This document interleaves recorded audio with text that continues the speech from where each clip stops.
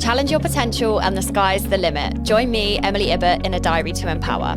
From a starting point of a love for dance, my life has evolved, but along the way, I've learned so much in how we develop, learn and grow from those around us to elevate us even further on. Be inspired and be open to learn, and no limit will ever exist. Come along with me on my own journey in personal development, but with guests who have empowered me and are still doing so in my own journey. Hello and happy new year. This is obviously the first full week of the new year, and always a bit of a shock to the system for everyone, post-Christmas, Christmas holidays, and just all the enjoyment and relaxation. So to start with, I just want to say thank you for every listen and comment, and I've had so many messages and lovely comments in conversation that people have had that I've been like really surprised by of who's out there listening. So just a massive thank you for that. I never thought that I'd be able to have my own little community like this or do something like this. And obviously I hope that there is always something on any of these podcasts. We're now on the 12th episode that resonates with you in some way, shape or form, no matter whether it's small or big or only on one podcast. And it's always nice to sort of hear those comments back, and any shares and tags on stories. It means the absolute world. So thank you. I just thought I'd begin there. So yeah, the new year. So I thought I would come on here and speak about just so many subjects that are prominent at the moment, and people are talking about it, and just really goal setting and the new year and the perception of it. And I think there is a lot of pressure on it, and we're just going to go into those subjects of how we can sort of feel about the new year. And especially in fitness, there's such a big thing that, you know, you need to be absolutely perfect heading into the new year, and you need to cut everything indulgent out, or you need to cut everything else out, or you need to do a million things at once in exercise and do it 7 days a week. When actually, I think, let's reel it back a little bit. So I love New Year, my opinion. I love the idea that you can leave whatever's bad or not serving you behind, and you can leave it there, and it's like that refresh. And I think that's really nice to remember, and something that I will always come back to throughout this episode. So I think the thing with New Year is that there is a lot of pressure on it, and a lot of pressure in the fitness industry. You know, there's always, I mean, we all see it. Well, I certainly see it. I don't know whether you guys are all gym goers out there, but we all know that November, December, everything gets a little bit quieter in the gym. And then January comes and it's heaving. And obviously then the pattern that you tend to see is by February, people kind of drop off. By March, you know, people aren't too fussed. And then April, May, everyone panics again, heading towards summer. Whereas what, as a trainer and as sort of my job, and just it's to everyone to be enthusiastic about what they're doing, and to have that consistency. And I think, again, with New Year, there is so much that, okay, let's just drop everything. We've not gone for the past month, so I'm now going to go 5-6 times a week. And it's like, whoa, like slow down. Ease yourself into the new year, because there is a lot, and your body's had a relax, and it's had a rest, and it's had a great time, and it's eaten lots of goodies. And I always say to my clients, they're like, oh, I've eaten so much. And I'm like, I'd be worried if you didn't, you know. Who wants to eat salad on Christmas Day? No one. And, you know, it's just what you don't want to do is feel too overwhelmed. I think that is the biggest point of today. And it's when we walk into the gym, and when it is really busy, it's really overwhelming in itself. When we then feel that we have the pressure to meal prep for every single meal for the entire week, again, that's overwhelming. Instead, why don't we try and use the new year to be a better you rather than a perfect you? Also, what is perfect? Like, you know, and that's something we need to highlight. But just being that tiny bit better. And again, I've said it on other pods and when I spoke about it with John and Emily, it's being that tiny bit better than you were yesterday. And, to start with for the new year, obviously we've had a bit of a relax, we've not had the same structure as we normally do. We've not had routine. We've not been in our normal jobs, whatever that may be to you. But it's about just, okay, what can I start with that's going to create that structure? Is it to start with eating three main meals a day with a sufficient amount of protein in? Is it eating, having just like one snack or one night, like one thing into the day that's going to know that it feels like an improvement compared to yesterday or compared to last week?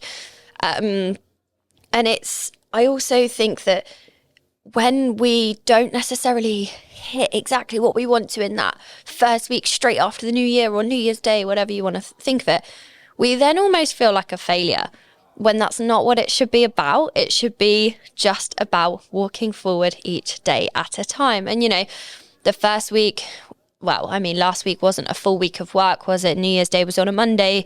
Some people went back to, say, Wednesday, Thursday. So nothing really felt completely normal anyway. So we just want to be better. And we can start with that. Obviously, okay, I need to improve my hydration. Okay, so let's pick it up. I have got obviously my beautiful new water bottle that has all the timings on it. And it's just knowing that, okay, yeah, over Christmas, I was probably a little bit relaxed. I did stay hydrated, but probably not enough.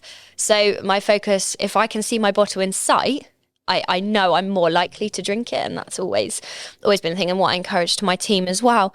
And I think with New Year, it's use that better. Use each step at a time rather than thinking of these massive resolutions and these massive things and these massive fitness goals.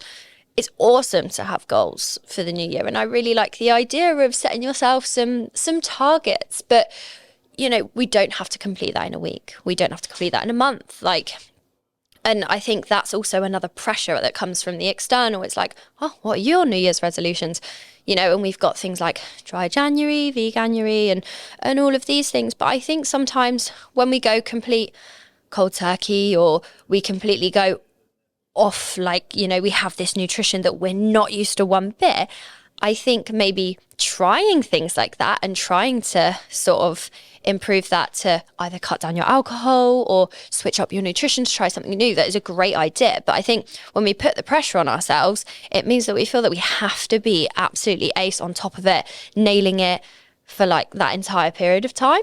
And there's so many different things along those lines at this time of year. And I think it can be a lot for us to try and cope with.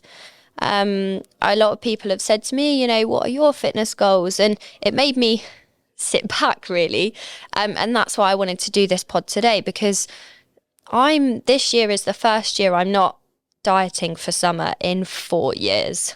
It's the first year I'm not doing a major shoot full of shreds and shredding down or whatever. And it's the first year, obviously, I'm not prepping. This time last year, I was getting ready to start my prep and to get ready for the stage. And I knew that. I always knew that. Whereas this year, it feels really weird. So I sat back and was like, oh, God, what are my goals? But I don't have any major fitness goals this year. Obviously, I'm trying to get well. I'm trying to grow and be my best self possible. And I'm understanding so much about growing and muscle growth and hypertrophy and really pushing that. I've never taken an off season like this, and I've never. So I don't know what it's like. So obviously here we go, and it's the summer of having a bit more of life. So for me, my goals this year are life and business goals. There's so many ideas and especially with growing this podcast and that I want to push towards and also enjoy life. Last year, it was like I kind of blocked out most of the year, my choice entirely. Whereas this year, there's some trips that I want to go on. There's some things that I want to book. I've got my friend's wedding abroad. And so I just took a step back to just go, I'm still carrying on my fitness. I'm still carrying on my gym. Nothing's changed. Still pushing for my nutrition. And, actually, it's like flipping the switch, and I'm still there doing that. Consistency is still the goal for me. It always will be. I don't think consistency will never not be the goal. And that's why I had the inspiration to sort of come on and speak about this. And I think it's just the best time to speak about goal setting and the pressures of it. And, I believe that, in being a better you, I think it can be really cool to try different things and try new things. I always like to try something new each year. Obviously, last year for me, it was the stage, which was definitely something new in terms of bodybuilding, not performing. Obviously, I've done that for years. And so I thought to myself, I said to my friends a couple of weeks ago, I said, I might start running. And they all turned to me and was like, with all their heads in sync towards me, thinking, what? Now, I am not a runner. I am not a runner. I will repeat that till I die. I've not tried it before. I think I did a 5K. There was like this Nominate 5K in lockdown. And I think it took me like 40 odd minutes to do a 5K. And someone then proceeded to say, did you walk it? No, I did not. I did attempt to run it. But it just took me long. I'm not, where, especially from my dancing, I learned to spike my breathing. So I'm much better at HIIT training and intervals and things like that, because my heart rate's pretty steady and I don't feel crazy out of breath. So I thought, maybe I don't need to push for a major 10K or a marathon, a half marathon, whatever. As much as I find them insanely inspiring, and I've got a lot of clients who have done marathons and things, I just thought, why not use my interval training that I do anyway for my cardio every week and pick up some running and see how it goes. So last week I bought a pair of running trainers because I cannot do running in my Air Forces. My knees will absolutely break. Obviously you want something a little bit more supportive. So I reached out to my clients and just asked them, I don't have a clue what the best running shoes are. So I said, okay, what, tell me what to do here. So I got some recommendations and I tried it. And I really, really enjoyed it. Now, whether I will enjoy it in 2-3 months' time, I don't know. But I'm not putting that pressure on myself to be like, I need to do this, and this with the goal that I have. Now, the goal is purely to just try something new, see how it goes.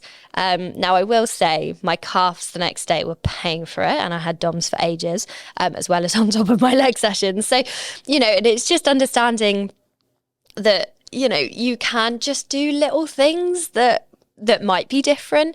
And I saw one of my friends post yesterday, she tried Latin and ballroom dancing for the first time in years. And then another one of my friends yesterday, she went gymnastics training for the first time in, oh my God, like 15 years or whatever.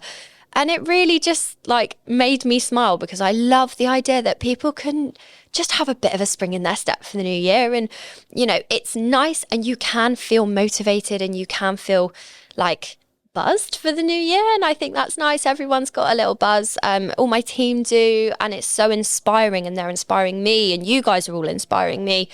And I think just don't put major pressure on yourself to achieve these massive, massive, massive things. Don't set. We can always have high expectations of ourselves and think very well of ourselves, and I think everyone should. We should all feel pretty good about ourselves and have that confidence. But sometimes when we set the bar so high, it's unreachable. Instead, if we just set the bar for a few steps in front, we will get there. And that I always say to my team, the goalpost can always change. So if we're driving it back to fitness goals, even for myself, the goalpost isn't now to get shredded. So the goalpost has changed now, and I'm trying to get as wham and as big and big and strong as I possibly can. So nothing has to be the same. You can get to, at the moment, you might not want to push to be shreds, and everyone comes into the new year, I'm going on a cut for January. Cool, but actually you might just want to maintain and just get a routine back and feel that love for the gym. And other people, it might be to sort of cut down a little bit, or you might just want to wait until towards summer. Some people find it inspiring when they've booked a holiday and they want that push for that instead. So I think it's just break it back down and bring it back down to yourself. And rather than, I see these people for 2024 goals and the lists are as long as anything. And it's like, why not just put like one, two, or three things that you really want to try and achieve. And I'm all for like writing things down. I love a list, as I've said in other podcasts. And my notes is always in front of me. But, just start small and be better. And I think too many can just seem too much for our heads. It's the same as a to-do list. You've got a to-do list like that, you're not going to want to touch any of it, right? Whereas if you've got 3 tasks, one of them's going to be pretty long, but the other 2 are a bit quicker. You're going to chop off the quick ones and going to get rid of them, tick them off, and then you can work on the third one rather than thinking, okay, I've ticked off 5 and I've still got 50 to go. Make it manageable for you. And also with goals, it can be over there and we can have these massive visions. But unless we know the actions to take to get there, we're not going to get there. So you've got to be able to understand, okay, this is my major goal and I do really want to write this down and this is something I'm really striving for. Okay, but let's rewind it a little bit. What are the actions I need to do to take a teeny step closer to get there? Rather than going, I'm going to leap there. No. Take one step at a time. And just take the pressure off yourself. And because it shouldn't be stressful. These things shouldn't be stressful and we shouldn't feel stressed or pressured to achieve this and achieve that and go all the way, straight to that place, and just start small. Obviously these are the main topics that I wanted to speak about today. And I think people love having that little bit of motivation. Now, sometimes January, I find it can either go one of 2 ways. You can either feel, fresh new year, I am ready to go, I'm jumping in the gym. But equally, like, if you feel like that then in March and you don't feel like that in January, cool, good for you. Let's smash it in March.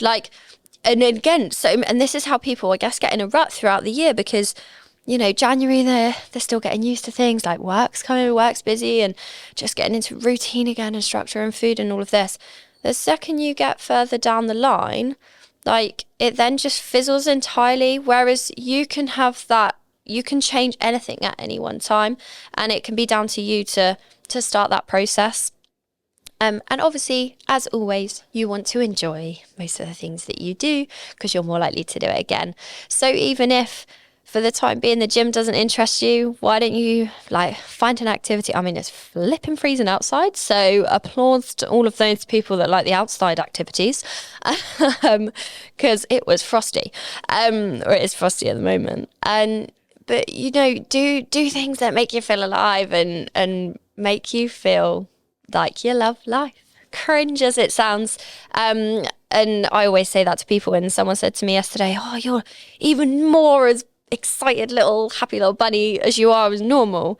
Now anyone that knows me, I hope my enthusiasm comes across as much as it does as I do. But this is literally what I'm like in person. And I think you should just be passionate about life and be passionate about what you do.